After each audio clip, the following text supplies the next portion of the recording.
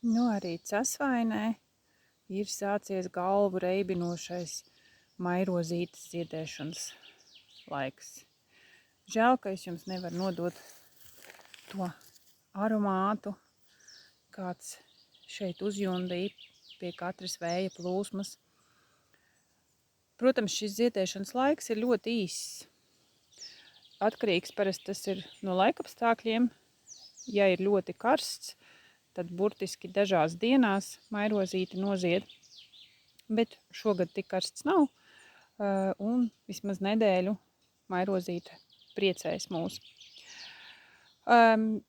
Ievācot ziedlapiņas, parasti izžāvējot, mēs iegūstam ļoti, ļoti mazu apjomu.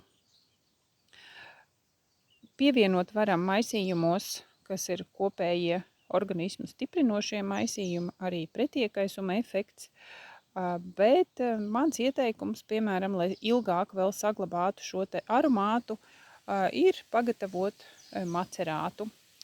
It īpaši, ja jūs gatavojat, piemēram, dažādus kosmētikas līdzekļus, ķermeņa kopšanas līdzekļus, ejat uz masāžām vai veicat pašmasāžas, tad ar eļas macerātu ļoti labi varam saglabāt arī mairozītes aromātu, kas ir vienkārši reibinoši, tīpaši ziemā, kad mēs atveram šo te smaržīgo pudelīti.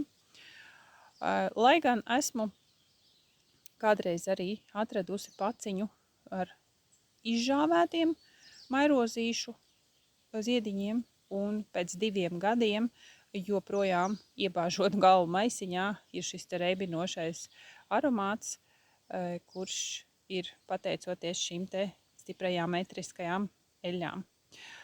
Priecājamies par šo jauko, smaržīgo laiku, baudam vasaru un tiekamies